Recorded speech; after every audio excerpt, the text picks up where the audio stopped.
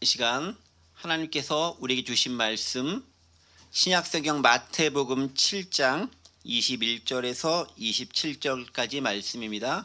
신약성경 마태복음 7장 21에서 27절까지 우리 저와 여러분이 한 절씩 교독하시고 마지막 27절은 한 목소리로 봉독하겠습니다. 제가 먼저 21절 말씀 읽습니다. 따더러 주여 주여 하는 자마다 다 천국에 들어갈 것이 아니요 다만 하늘에 계신 내 아버지의 뜻대로 행하는 자라야 들어가리라.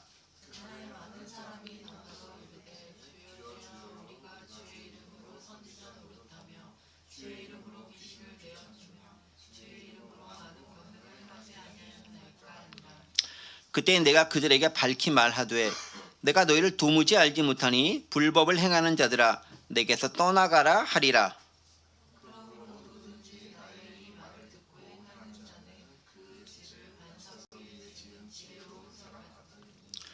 비가 내리고 창수가 나고 바람이 불어 그 집에 부딪히되 무너지지 아니하나니 이는 주추를 반석 위에 놓은 까닭이요.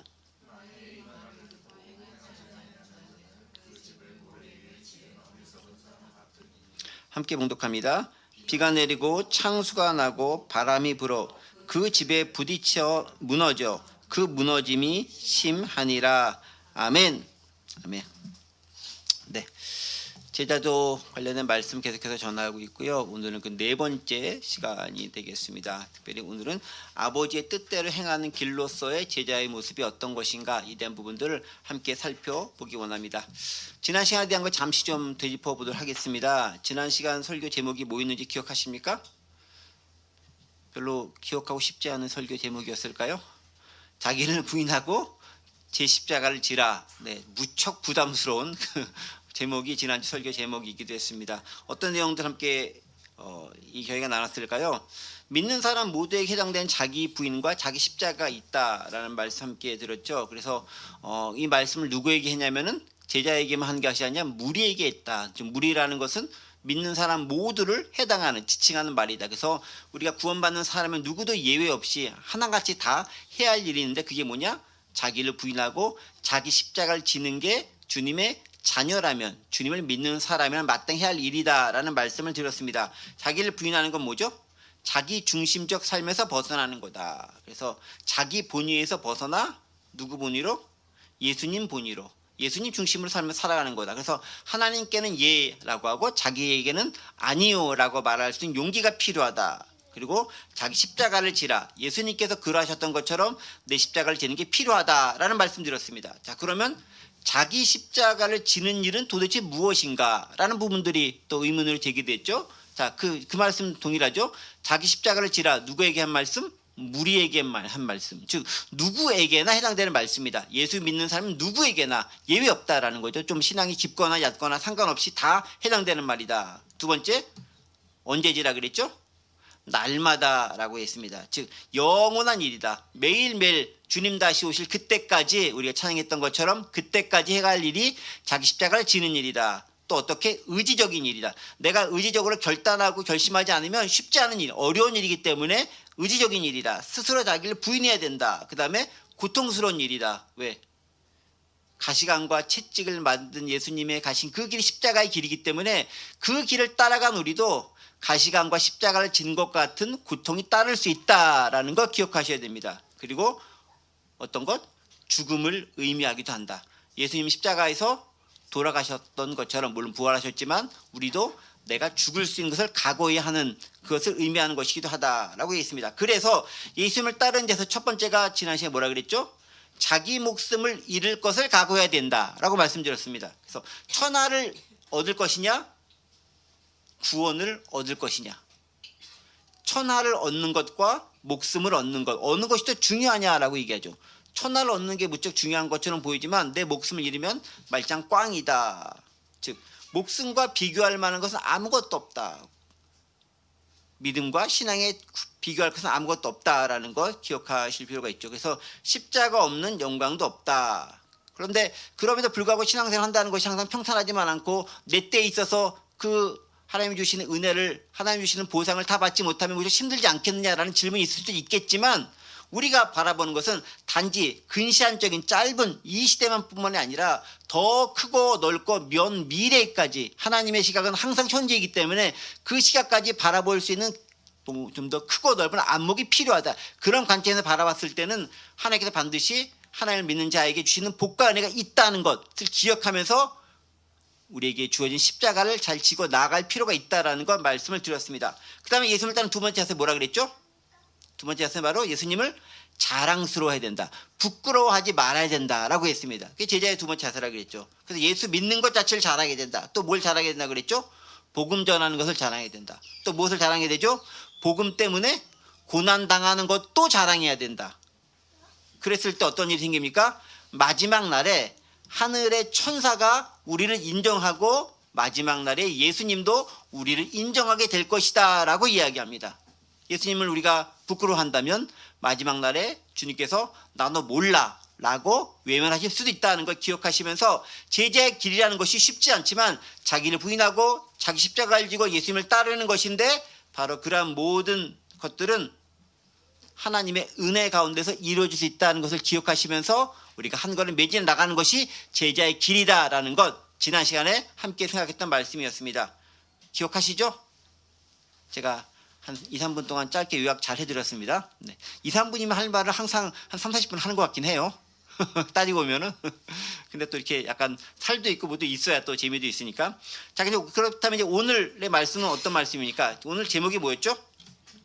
제목이 아버지의 뜻대로 행하는 길. 그러니까 제자 도할 때 도자가 이제 길도자를 쓰는 거잖아요. 그러니까 제자의 길은 무엇인가라고 해서 좀 구체적으로 이제 오늘부터 이제 5번에 걸쳐가지고는 무슨 길 시리즈 나갑니다. 그래서 오늘은 아버지의 뜻대로 행하는 길이 제자의 길이다. 제자도다라는 의미를 가지고 함께 그 의미를 생각해 보겠습니다. 자, 오늘 본문 21절의 말씀, 마태복음에 있는 말씀인데요. 제가 한번 읽어볼게요. 나더러 주여 주여 하는 자마다 다 천국에 들어갈 것이 아니요 다만 하늘에 계신 내 아버지의 뜻대로 행하는 자라야 들어가리라. 오늘 본문을 보면 갑자기 뜬금없는 말씀이긴 하지만은 누가 천국에 들어가는가에 대해서 예수님이 말씀해주고 있습니다. 자, 천국에 누가 들어가는가 왜 중요하냐면은 여러분 제자가 좀 더 순도 깊은 거예요. 천국에 바로 들어갈 수 있는 구원받은 자가 더 순도 깊은 사람이에요. 따지고 보면 그 무리가 그 무리긴 하지만 일단 믿음의 신자 구원을 받아야 그 다음에 제자도 되고 그 다음에 사역자도 되고 뭐 이렇게 나갈 거 아니에요. 그럼 일단 구원을 받는다라는 것에 대한 가장 전제 조건은 뭐냐면 우리가 천국에 들어간다라는 것을 염두에 두는 거잖아요. 하나님 나라에 들어간다라는 것이 구원받는 거다라는 거잖아요. 그렇죠? 자, 그러면 제자가 되기 전에 먼저 뭐가 돼야 됩니까? 구원받는 자가 돼야 되는 거잖아요. 제자가 안 되더라도 구원받는 자는 돼야 되는 거예요. 예를 들면 이런 사람 있죠. 제자가 될 시간도 없이 믿고서 바로 하나님께서 부르시는 자들. 예를 들면 예수님의 십자가상에서 오른쪽인지 왼쪽인지 모르겠지만 옆에 있던 사람을 네가 나와 함께 낙원에 있으라고 이렇게 선을 들었던 사람, 그 사람을 제자 될 시간도 없잖아요. 바로 그냥 믿고 간 거잖아요. 그런 사람은 제자는 안 됐지만 구원받는 사람은 된 거라는 거죠. 또 그런 사람도 있어요. 또 이렇게 믿음 생활을 하지 못하고 있다가 마지막 시간에 큰 은혜가 임해서 임종 직전에 주님을 고백하고 또 이렇게 가신 분도 계세요. 그분은 제자가 될 시간은 없었지만 구원받은 자로서 천국에는 갈 수 있을 것이다 라고 저희는 믿습니다. 그렇죠. 그럼 일단 제자는 두 번째 치고 구원받는 자가 돼야 돼. 천국에 갈 수 있는 자가 돼야 된다는 거죠. 그 천국에 누가 가는가에 대해서 제자에 앞서 천국에 누가 가는가에 대한 문제부터 먼저 해결하자라는 거예요. 자, 그럼 누가 천국에 가는가? 오늘 보면 21절 뭐라고 얘기합니까? 누가 가는가가 아니라 누가 못 가는가에 대한 걸 얘기합니다. 누가 못 가죠? 주여 주여 하는 자마다 다 천국에 들어가는 게 아니다. 그 말은 뭡니까? 주여 주여 하는 자는 천국에 들어가는 사람이 있다 없다? 있다. 근데 다 가는 게 아니라 못 가는 사람도 있다. 그러니까 주님을 주여 주여라는 게 주님을 부른다라는 말이죠. 주 예수를 부르는 사람이 다 천국에 들어가는 것은 꼭 아니다라는 거예요. 들어가는 사람도 있고 오늘 말씀 보니까 예수님께서 명확하게 얘기하죠. 못 가는 사람도 있다라고 얘기합니다. 누가 간다고 얘기합니까? 그 다음 구절 보면은 다만 하늘에 계신 내 아버지의 뜻대로 행하는 자라야 들어간다. 그러니까 천국에 들어가는 자의 조건을 얘기하는 거죠. 주여 주여 불러야 되고 두 번째는 하늘에 계신 내 아버지의 뜻대로 행하는 자가 천국에 들어갈 수 있다라고 얘기합니다. 가장 기본적인 구원의 조건이 무엇인지 밝히고 있는 거죠. 뭡니까? 주님을 부르되 아버지의 뜻대로 행하는 자가 그가 구원을 받는다라고 얘기합니다. 자, 그런데 여기서 우리가 질문이 생기는 거죠. 질문이 안 생기면 여러분 이상한 거예요. 어떤 질문이 생기느냐? 주님을 부르면 구원받는 거 아니에요? 아니에요? 성경에 나와 있는데 로마서 10장 13절 말씀 볼까요? 로마서 10장 13절 뭐라고 되어 있습니까? 한번 읽어볼까요? 시작. 10장 13절 혹시 없나요? 내가 안 줬나? 여기 있잖아요. 네. 같이 읽어보세요. 시작. 누구든지 주의 이름을 부른 자는 구원을 받으리라. 누구든지 예외 없이 누구든지 주의 이름을 부른 자는 구원을 받으리라. 그럼 어떻게 되는 거예요? 예수님, 이건 로마서는 바울이 얘기한 거니까 바울보다 예수님이 높으니까 예수님 편을 들어야 된다. 뭐 이런 건가요? 누가 더 높고 낮고 이거 따져야 되는 건가요? 아마 그런 건 아니잖아요. 따지면 성경에 우리 같은 권위를 구현한다면 뭐 바울 복음서는 바울 서신 복음서보다 조금 뭐 이렇게 수준이 낮다 이렇게 판단하면 안 되죠. 그럼 바울은 왜 누구든지 구원받는다, 예수님 이름을 부르면 구원받는다라고 얘기했는데 예수님은 주여 주여 부르는 자마다 다 구원받는 게 아니다라고 상반되는 듯한 말씀을 보일까요? 성경에는 이런 것들이 몇 군데 나와요. 좀 반대처럼 약간 모순되는 것처럼 보는 구절들이 몇 군데 나옵니다. 그럼 이제 로마서에 있는 말씀에 대한 의미를 좀 살펴봐야죠. 누구든지 주의 이름을 부르는 자는 구원을 받으리라 라는 말 앞에 무슨 구절이 있느냐? 로마서 10장 10절에 있는 말씀이 있습니다. 뭐라고 되어 있습니까? 사람이 마음으로 믿어 의에 이르고 입으로 신하여 구원에 이르느니라. 그러니까 주여 주여 부른다라는 것은 어떤 의미를 띠고 있냐면 어떤 걸 전제로 하냐면은 먼저 마음으로 믿는 걸 전제로 하고 있는 거예요. 내 마음으로 그분이 주님이구나라고 전적으로 동의라고 내가 다 받아들여야 되는 거예요. 두 번째는 뭡니까? 입으로 시인하는 거예요. 그런데 몇 차례 말씀드렸던 것처럼 그 당시 로마의 핍박 당시 입으로 시인한다는 것은 내 목숨 내놓습니다. 내가 죽어도 좋습니다. 순교를 각오합니다. 라는 것과 동일한 의미를 가지고 있어요. 왜냐하면 예수 믿는 사람들은 박해당해서 콜로세움과 같은 그런 검투사들이 있는 그런 경기장에 던져져서 사자의 밥이 될 수도 있기 때문에 그래요. 그러니까 순교를 각오하지 않고는 입 밖으로 내뱉으면서 저는 주님을 믿습니다. 라고 고백하는 게 쉽지 않다라는 거예요. 무척 어려운 일이라는 거예요. 그런 어려움을 무릅쓰고 주여 주여라고 고백했을 때는 그 사람의 신앙적인 단계 자체가 이미 주님을 전적으로 헌신하고 믿지 아니하고는 불가능한 고백이다라는 거예요. 그런 의미에서 주여 주여 부르는 자, 누구든지 주의 이름 자는 구원을 받으리라는 말씀은 그런 맥락 가운데서 이해돼야 된다는 거죠. 그러니까 오늘날처럼 예수 믿어도 좋고 안 믿어도 좋고 믿으나 안 믿으나 생활하는데 전혀 지장이 없는 그런 상황 가운데서 주님하고 부르는 그 차원이 아니다라는 거예요. 최소한 목숨 걸고 믿는다라고 고백하는 차원의 주여라고 부르는 자들의 모습이다라는 거죠. 자, 그렇다고 한다면 이런 신앙 가운데서 주님을 부르면 그 사람은 구원을 받겠어요? 못 받겠어요? 목숨 걸고 믿는 거잖아요. 그렇죠? 우리 지난 시간에 배웠던 것처럼 목숨을 내놓고 주님을 따라가는 것, 내 목숨을 잃는다 할지라도 십자가를 지는 것, 천하를 잃더라도 구원을 얻는 것, 그게 바로 주여 주여라고 목숨을 걸고 고백하는 로마서에 나오는 고백이 바로 그런 고백의 맥락이었다라는 겁니다. 자, 그런데 한 군절이 또 더 있죠. 고린도전서 12장 3절에도 또 재미있는 말씀이 있습니다. 바울 사도는 자꾸 이상한 말씀 써서 우리를 헷갈리게 해요. 고린도전서 12장 3절 말씀 나왔죠? 같이 함께 읽어볼까요? 시작.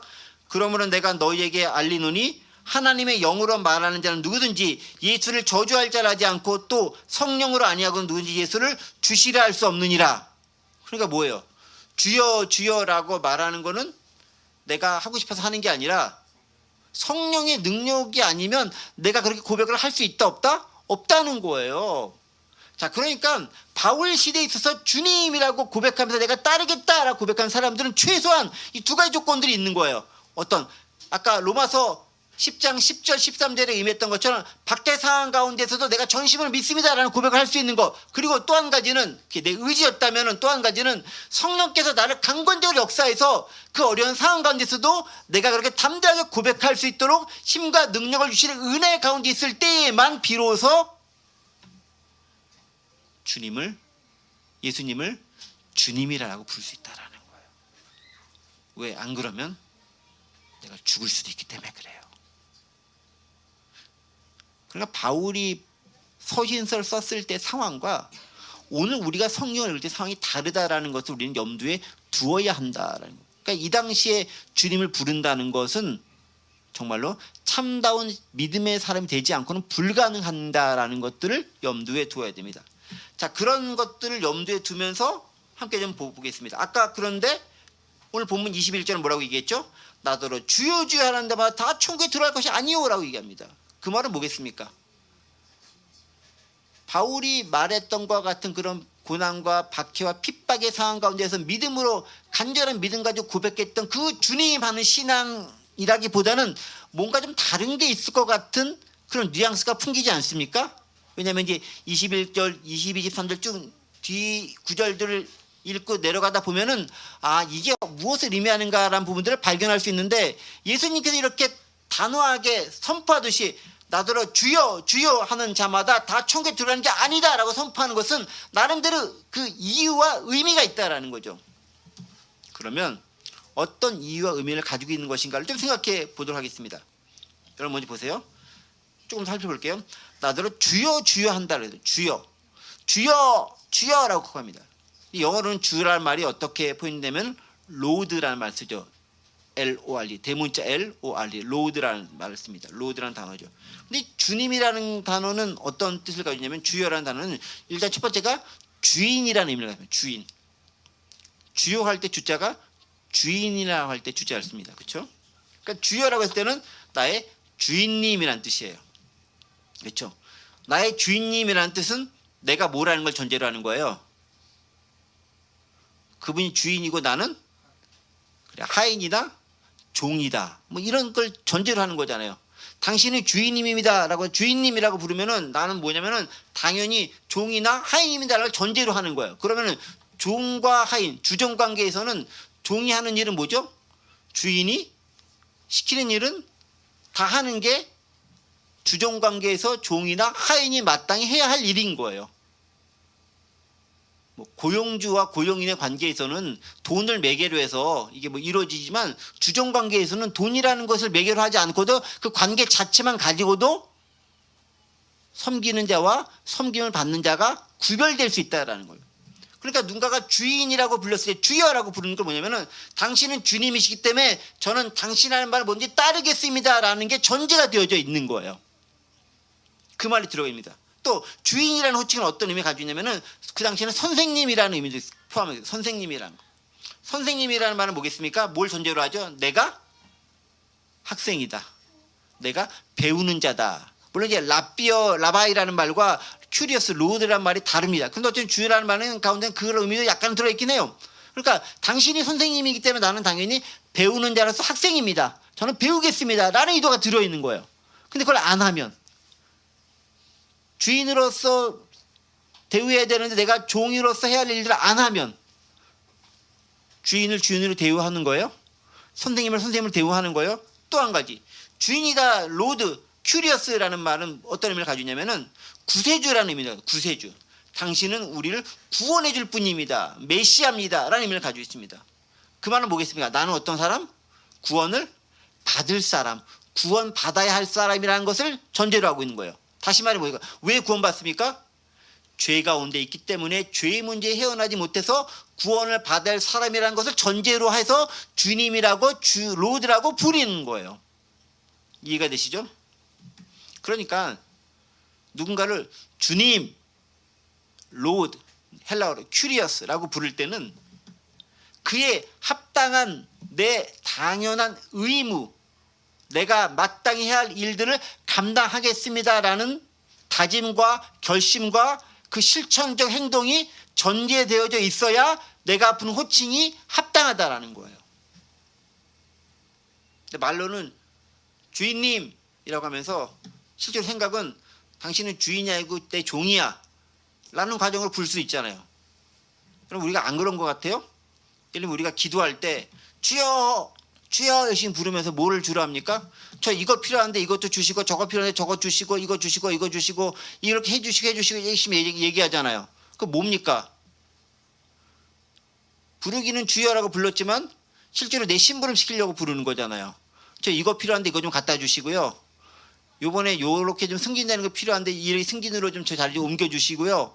그러니까 실제로는 말은 주인이라고 불러놓고서 실제로 머릿속과 내 인식에는 주인님을 어떻게 해석하냐면은 주인님이 아니라 진위로 해석하는 경우가 많죠. 그러니까 우리가 머리로 아는 것하고 실제로 행하는 것하고 이율배반의 사건이 일어나는 거예요. 나는 주인님이라고 입술은 고백했지만 실제로 내가 대하는 것은 종으로 대하고 있는 거예요. 부르는 순간 갑자기 주객이 전도돼서 주인이라고 부르고 있지만 난 당신을 종으로 할 겁니다 라고 하면서 하는 경우가 많다라는 거죠. 그러한 경우에 있어서 진짜 주인님을 로드를 주인이라고 부르는가 대하면서 부르는가 를 우리는 생각해 봐야 되는 거예요. 예수님은 일단 첫 번째 그것을 언급하면서 얘기하는 거예요. 네가 주여 주여라고 부르고 있는데 네가 날 진짜 주인으로 대했어?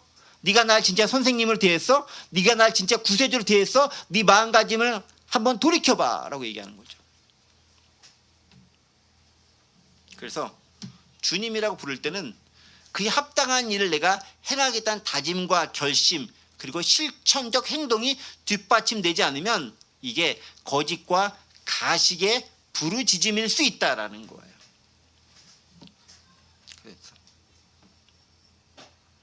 그래서 우리 주님 부를 때는 여러 가지 것을 나도 고민하면서 불러야 되는 거예요.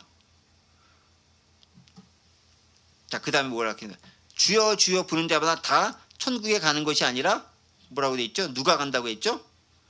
하늘에 계신 내 아버지의 뜻대로 행하는 자라야 천국에 들어갈 수 있다. 천국에 들어가기 위해서는 주님을 부르는 게 중요한 게 아니라 뭘 해야 된다고요? 아버지의 뜻대로 행하는 자야 된다. 그러니까 아버지의 뜻대로 행하는 자라는 것이 정확히 얘기하면은 주님을 내가 온전한 그 개념을 알고 불렀을 때는 아버지 뜻대로 행하는 것과 동일한 맥락 가운데 있는 거죠. 왜? 주님이 말씀하신 그 뜻대로 행하겠다라는 결심과 다짐이 있었을 가지고 부르면은 당연히 그 뜻대로 행할 수밖에 없는 거죠. 근데 그게 없으면서 부른다? 이 주님은 말은 주님이지만 실제로는 종을 부르는 것과 같다라는 것입니다. 자, 그러면 여기서 좀 우리가 고민해 봐야죠. 그럼 도대체 하늘에 계신 내 아버지의 뜻은 뭐냐? 하늘에 계신 내 아버지, 우리가 얘기하면 하나님이죠. 하나님의 뜻대로 행하는 자일 때 하나님의 뜻은 도대체 무엇인가? 우리 하나님 뜻이 무엇인지 궁금해 하긴 하지만 하나님 뜻이 무엇인지는 제가 여러 차례 말씀드렸어요. 하나님께서 이 땅 가운데 우리가 원하신 뜻은 무엇입니까? 하나님은 우리가 하나님의 백성으로 이 땅에 잘 살기를 원하는 게 하나님의 뜻이에요.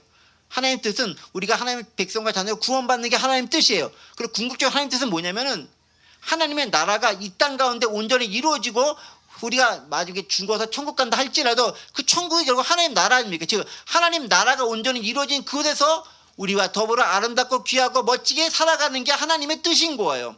하나님의 뜻은 그래서 제가 저의 신학을 요약하자면 하나님의 나라가 온전히 이루어지는 게 하나님의 뜻이에요. 여러분 우리가 주기도문에서 열심히 기도하죠. 뭐라고 기도합니까? 하늘에 계신 우리 아버지의 이름이 거룩하기를 받으시며 그 다음에 나라가 임하시며 그 다음에 뜻이 하늘에서 이룬 것 땅에서 이루어지라고 열심히 주기도문 기도하잖아요. 암기하는 게 아니라 왜 그 기도를 하는지 생각해 봐야 돼요. 예수님이 우리가 가르쳐준 기도, 너는 이렇게 기도하다라고 가르쳐주신 기도가 주기도문이에요. 뭘 기도합니까? 하나님의 뜻은 이미 하늘에서 하나님 나라니까 하나님의 뜻이 이미 이루어져 있어. 어디서 이루어진다는 거예요? 땅에서 이루어져야 된다는 거예요. 그 땅이 이루어지는 게 어떤 것? 하나님의 나라가 이루어져야 된다는 거예요. 나라가 임하시오며 뜻이 하늘에서 이룬 것 같이 땅에서도 이루어지길 원합니다. 그게 너희가 기도해야 될 기도의 가장 핵심적 내용이다라고 얘기하죠. 하나님의 뜻은 뭐라고요? 하나님의 나라가 하늘에서와 같이 땅에서도 이루어지는 거예요. 그게 하나님의 뜻이에요. 그러면은 우리는 무엇을 구해야 됩니까? 그래서 마태복음 6장 33절에는 얘기하잖아요. 너희는 먼저 그의 나라와 의를 구하라. 하나님 나라를 구하라라는 거예요. 그게 하나님 뜻이라는 거예요. 그리하면 이 모든 건 너에게 더해주겠다라는 거예요. 구하지 않은 다른 것들까지도 삶에 필요한 필수품까지도 더해주겠다라는 거예요. 근데 우리가 그렇게 잘 못 살잖아요. 우리 믿음이 연약한 까닭이겠죠. 그리고 그렇게 이루어진 것을 경험한 것이 부족하기 때문이겠죠. 근데 믿음이라는 것이 다리를 보고 건너는 것이 아니라 강은 있지만 내 발을 내딛었을 때 하나님께서 가르친다라는 믿음을 가지고 한 발을 내딛는 게 믿음인 거잖아요. 그때 물이 갈라지든지 말든지 내가 죽든지 말든지 결판이 날 거 아니에요. 죽으면 안 되긴 하지만. 그래서 하나님의 나라를 구하는 삶도 우리가 믿음으로 그 나라를 구하는 삶에 헌신했을 때 하나님은 어떻게 우리의 일상의 생필품까지 생존을 위한 것까지도 채워주시는가를 경험하는 것, 그게 믿음으로 사는 삶의 모습이다, 그 이야기할 수 있는 거죠. 그래서 이걸 좀 정리하면 그렇게 돼요. 하나님의 뜻에 합당한 삶을 살아갈 때 비로소 내가 하나님을 아버지라 주님이라 부르는 것이 의미 있는 것이 된다라는 거예요. 그렇죠? 내가 입술로는 주님이라고 부르면서 실제로 생각과 내 마음과 행동은 주님이라고 부르는 것과 영땅 엉뚱하게 다른 방향으로 살아가고 있어. 그럼 주님이라고 부르는 게 아닌 거죠. 말만 그럴듯하게 거짓으로 하는 거고, 성경적 용어를 한다면 외식하는 모습을 보이는 거죠. 자, 그러면 하나님의 뜻을 알기 위해서는 어떻게 해야 되느냐? 어떻게 해야 되죠? 당연히 하나님의 뜻이 기록되어 있는 말씀에 우리가 집착하고 말씀 가운데 그것이 무엇을 얘기하는지 상고해 보는 게 필요한 거예요.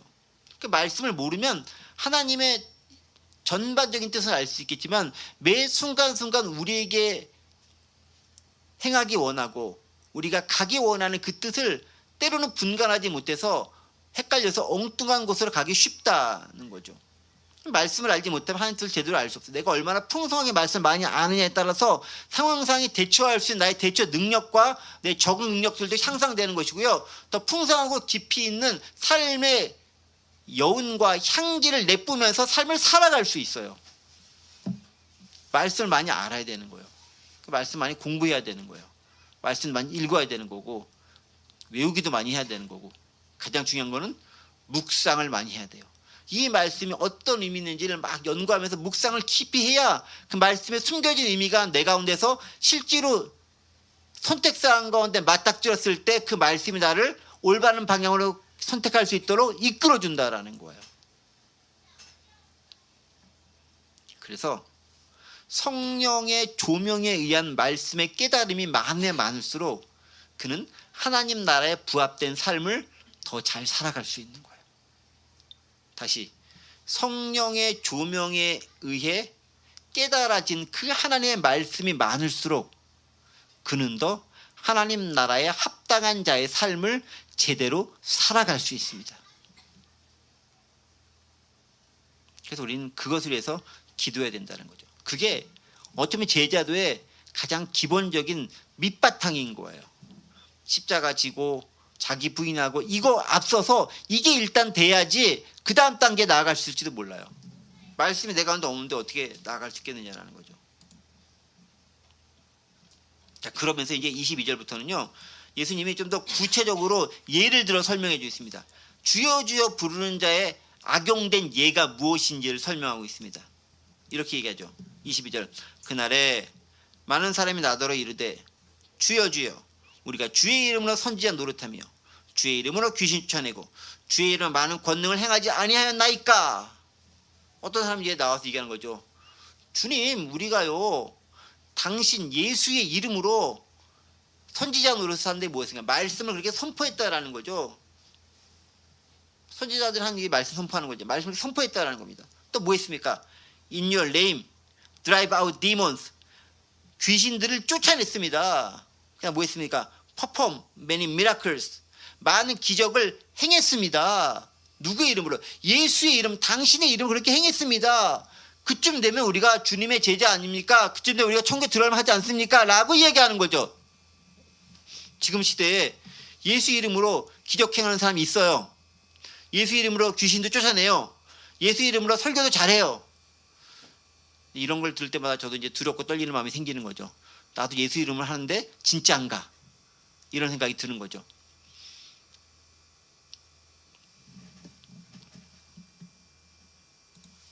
주님의 이름을 부르며 주님의 이름으로 선지자 일도 하고 귀신도 쫓아내고 능력도 행한다라고 얘기합니다.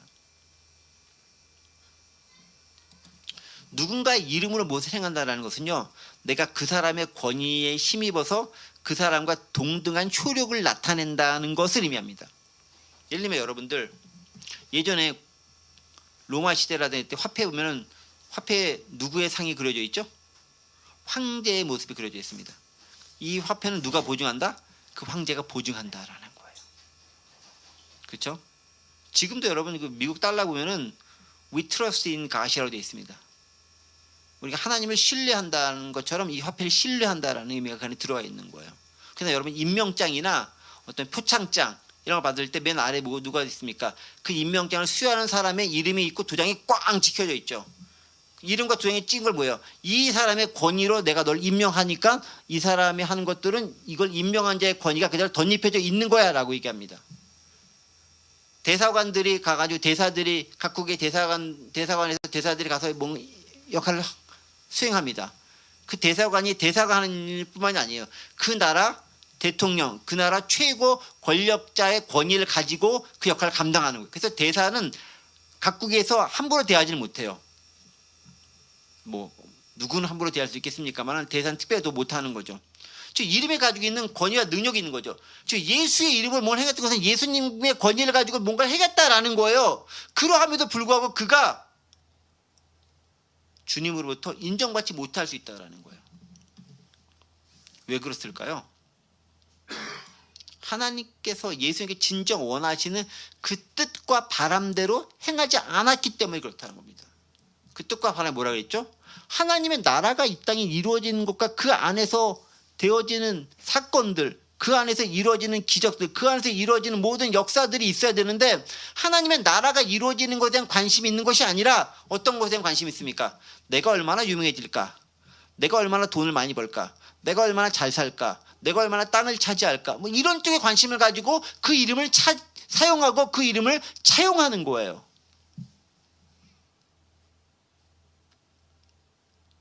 근데 사역자들 가운데 그럴 수 있다는 경고의 말씀인 거잖아요. 선지자도 또 귀신을 쫓아내도 이거 엄청난 권능인 거잖아요. 만약에 제가 귀신 쫓아낸다라고 내가 한번 소문이 나기 시작하면 여기 아마 조만간에 미어 터져가지고 우리 그 장성 옮길지도 몰라요. 아, 그 사람 참 용해 이런 말 들을지도 몰라요. 좀 죄송한 말로 효염이 있어 이런 말 들을지도 몰라요. 거기다 얘가 병자까지 고쳤다. 아, 그러면 이제 완전히 그냥 미어 터지겠죠, 그냥. 그래도 하나님의 뜻대로 행한 것이 아니라면 의미가 없다라는 거죠. 하나님 나라를 위해서 행하는 것이 아니라면 의미가 없다라는 거예요. 그래서 어떤 흉내를 냈느냐가 중요한 게 아니라 진짜 하나님께서 원하시는 바대로 의지와 행동과 그에 합당한 모습이 보였는가가 중요하다라는 거죠. 그래서요, 진짜 예수님을 믿으면서 그분의 말씀대로 삶을 사는 과정에서 행하는 것이 아니면 쓸데없는 것이 될 수도 있다라는 거예요.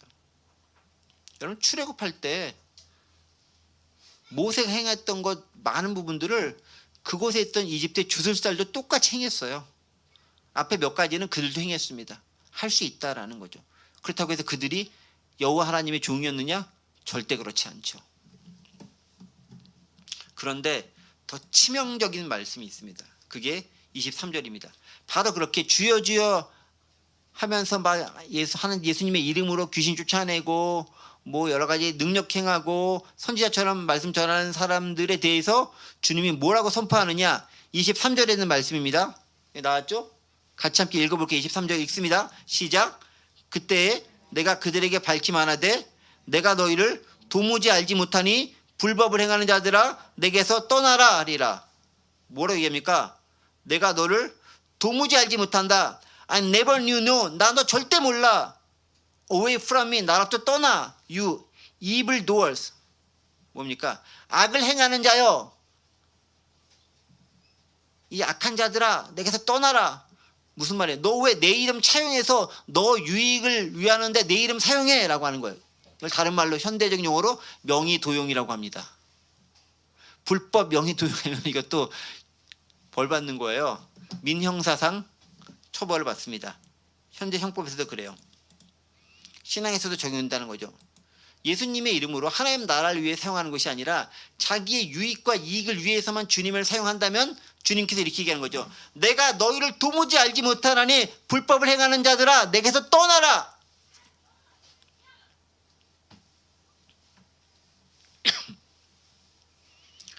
단지 눈에 보이는 뭔가를 행하는가가 중요한 게 아니라 하나님의 뜻에 따라 행하는가가 중요하다는 것입니다. 하나님의 뜻대로 하지 않으면서 하나님의 이름을 도용하거나 빙자하는 것은 불법이고 하나님으로부터 저주받는 일이라는 거예요. 그래서 우리는 무엇보다 하나님의 뜻을 정확하게 아는 게 필요한 거예요. 성령에 조명된 그 말씀의 깨달음이 있어야 되는 거고 그것은 하나님 나라를 향하는데 우리가 어떻게 사용되는가가 달려있다는 거죠. 기적 행함이 중요한 게 아니라 왜 그 기적을 행하게 되었는지가 중요한 겁니다. 그리고 제대로 된 열매를 맺을 수 있어야 되는 거죠. 멋져 보이는 모습을 보이는 게 중요한 게 아니라 제대로 된 열매를 맺어야 되는 겁니다. 성령의 열매가 맺혀져야 되는 거죠. evil doers, 악을 행하는 사람이 아니라 선한 행실로 성령의 열매를 맺는 사람이 되어야 되는 거죠. 그게 하나님을 믿는 제자의 모습이다라는 것입니다. 그래서요, 불법을 행하는 자와 예수님의 제자는 이런 차이점이 있어요. 불법을 행하는 자는요, 믿지 않고 능력만을 탐구하고 그 능력만을 보여주려고 해요. 하지만 예수님의 제자는 능력이 나타난 여부와 상관없이 예수님을 전심으로 믿고 전적으로 의지하고 따릅니다. 진실한 고백이 있는 거죠. 불법을 행하는 자는 보이는 능력을 중요시하게 여깁니다.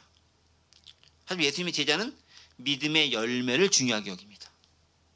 사랑, 희락, 화평, 오래 참음, 자비, 양선, 충성, 온유, 절제와 같은 성령의 열매가 맺히는 걸 중요하게 여기는 거예요. 근데 불법을 행하는 자들은 보이는 능력, 귀신을 쫓아내느냐, 기적을 행하느냐, 병을 고치느냐, 특별한 걸 행하느냐, 이걸 중요하게 보는 거죠. 그 다음에 불법을 행하는 자는 말로만 행하는 경우가 많습니다. 어떻게? 그리고 나의 바람을 이루기 위해 내 말을 통해서 뭔가 그런 척하는 거죠. 내 소망을 이루기 위해, 내 뜻을 관철시키기 위해, 내 욕망을 실현시키기 위해서 말로 그런 척하는 거예요. 예수님의 제자는 하나님의 뜻에 따라 그에 합당한 실천적 삶을 살아갑니다. 중대한 차이가 여기서 드러나는 거죠. 그래서 그 구체적인 예를 24절부터 27절까지 예를 들어 설명하고 있는 거예요. 그 예가 뭐냐? 반석 위에 집을 짓는 자냐, 모래 위에 집을 짓는 자냐 가지고 예를 들어 설명하고 있습니다. 그래서요, 24절 보면 그러면 누구든지 나의 이 말을 듣고 행하는 자는 그 집을 반석 위에 지은 지혜로운 사람 같으니, 그 다음에 26절 보면은 나의 이 말을 듣고 행하지 아니하는 자는 그 집을 모래 위에 지은 어리석은 사람 같으니 라고 얘기하면서 반석 위에 집을 지은 지혜로운 사람과 모래 위에 집을 지은 어리석은 사람을 대조해서 설명해 주고 있습니다. 자, 그런데 이거 제가 설명 안 하니 비유 내용은 잘 알잖아요. 반석 위에 세운 게 튼튼해요? 모래 위에 세운 게 튼튼해요? 또 이렇게 얘기하면 또 요새 현대과학이 발달해서요, 모래 위도 이렇게 튼튼하게 뭘 해가지고 세워 이렇게 하지만 그 튼튼하게 세우기 위해서 만드는 게 반석과 같은 것이에요. 그러니까 그렇게 얘기하면 안 돼요. 어쨌든 반석 위에 세운 게 튼튼하다고 너무나 누구나 다 잘 알고 있어요. 자, 그러면 반석 위에 세운 것과 모래 위에 세운 게 어떤 차이점을 보이는가, 요것만 좀 간단히 살펴보면서 예수님이 왜 이 비유를 말씀하시는지 얘기를 들어보겠습니다. 자, 반석 위에 세운 것과 모래 위에 세운 것, 일단 방법론적으로 생각해요. 방법론적으로. 자, 반석 위에 세운 것, 반석 위에 집 세우기가 쉬워요, 어려워요? 자, 다시 질문을 다시 하겠습니다. 모래 위에 집 세우기가 쉬워요, 어려워요?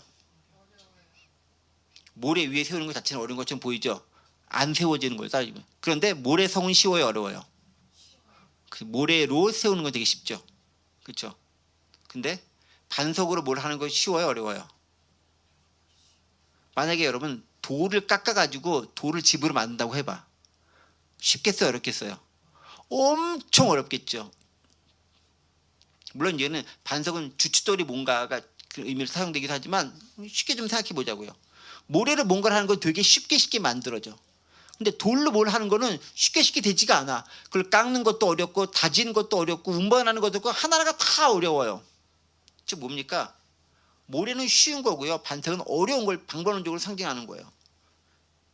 여러분, 듣고 말만 하는 게 쉬워요? 행함과 실천함을 하는 게 더 쉬워요? 어떤 사람들은 저는 행동이 앞섭니다.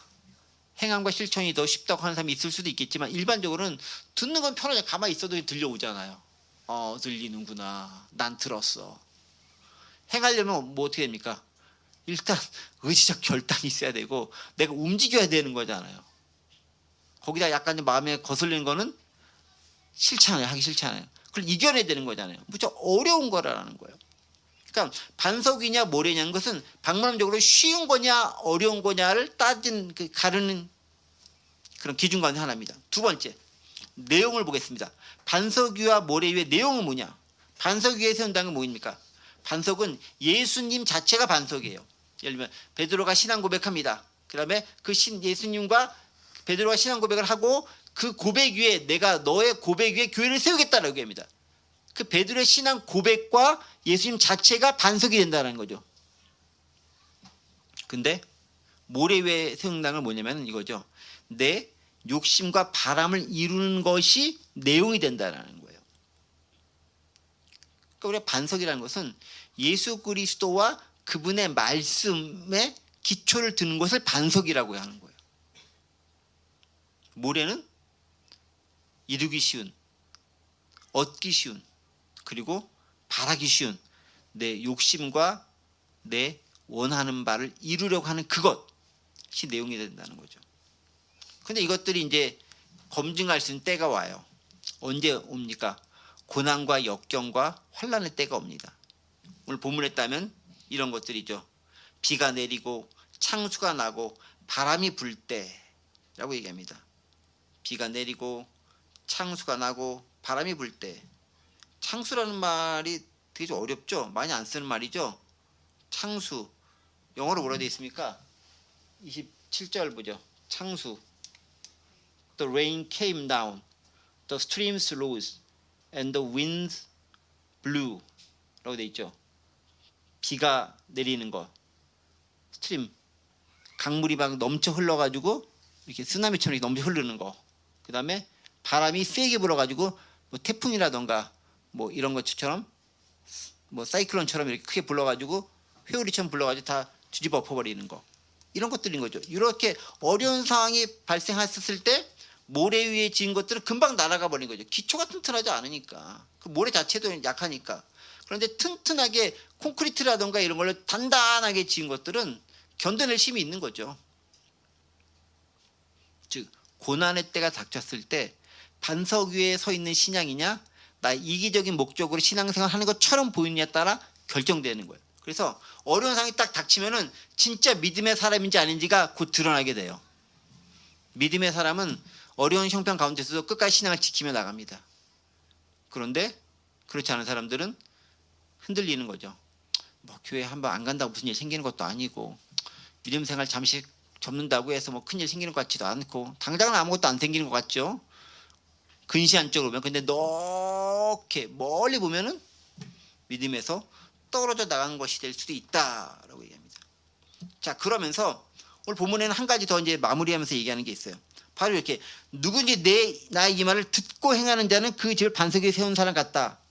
그 다음에 26절에 나의 이 말을 듣고 행하지 않는 자는 그 집 모래 위에 세운 어리석은 같다. 자, 그러면 반석 위에 세운 것과 모래 위에 세운 사람의 궁극적인 딱 한 가지 차이점이 있습니다. 어떤 것을 행하는 어떤 것에서 차이가 나는지를 자세히 보면은 딱 한 가지 때문에 지혜로운 자가 되느냐 어리석은 자가 되느냐가 결정됩니다. 잘 보세요.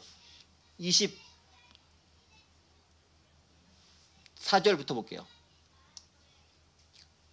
그러므로 누구든지 나의 이 말을 듣고 행하는 자는 그 집 반석 위에 세운 지혜로운 사람 같다. 26절 보여주세요. 나의 이 말을 듣고 행하지 아니하는 자는 그 집을 모래에 지은 어리석은 사람 같다. 어떤 차이가 있나요? 다른 글자가 뭐에 있어요? 그쵸? 똑같아요. 듣는 것까지는 똑같아요. 그러므로 누구니 나의 말을 듣고까지 똑같아요. Therefore everyone who hears this word of mine, 나의 말을 들은 것까지 똑같아. 그 다음에 무슨 차이가 있냐면 and put them into practice. 실천으로 그것을 넘어가느냐 안 넘어가느냐. 26절 보여주세요. 그렇죠. 여기 But everyone who hears this word of mine 똑같죠. And does not put them into practice. 실천으로 그것까지 나아가지 않는 자에서 차이가 난다. 그러니까 궁극적 차이는 누구냐? 실행하고 순종하느냐 안 하느냐에 따라 달라있다는 겁니다.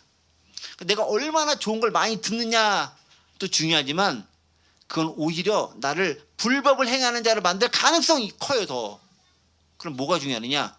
조금 들어도 실천을 명확하게 하는 게 훨씬 더 효과적이고 합리적이고 주님께서 우리에게 원하시는 바다라는 겁니다. 정리를 한번 해볼게요. 요즘은 설교의 홍수 시대에 있습니다. 우리 교회는 설교를 일주일에 한 번밖에 안 하지만 저의 게으름 때문에 그럴 수도 있고 신학적 의미 때문일 수도 있지만 정말 많은 좋은 말들이 들려옵니다. 그런데 많은 것들을 들었다고 해서 내가 그에 따른 합당한 삶을 사느냐, 그건 별개의 문제라는 것입니다. 오히려 적게 들어도 적게 들은 걸 가지고 그에 합당한 삶을 살면 오히려 주님께서는 바로 그 사람을 향해 네가 낙원에 가까웠다, 네가 천국에 가까웠다, 네가 참다운 믿는 자다, 네가 참다운 제자다라고 이야기합니다.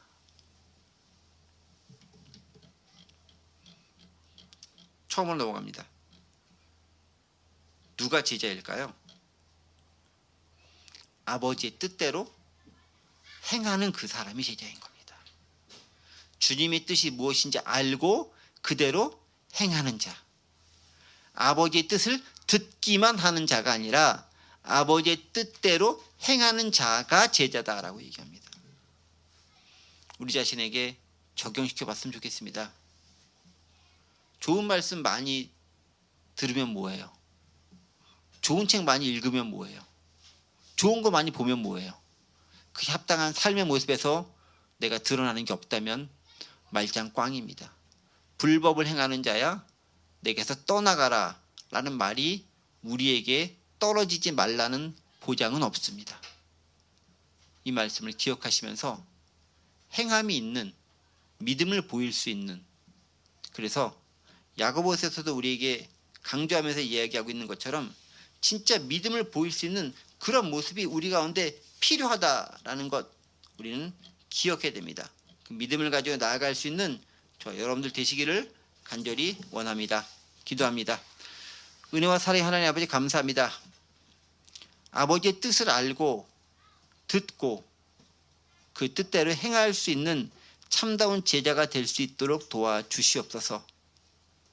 행함이 있느냐 없느냐에 따라서 창수가, 홍수가, 태풍이 불어올 때 우리의 믿음이 판가름 나게 될 것인데 그때 흔들리지 않는 굳건한 신앙 가진 자가 되도록 도와주시고 하나님의 뜻 가운데서 그 성령의 은혜와 동행하는 삶을 살아갈 수 있도록 역사하여 주옵소서. 감사드리며 예수 그리스도의 이름으로 기도드립니다. 아멘.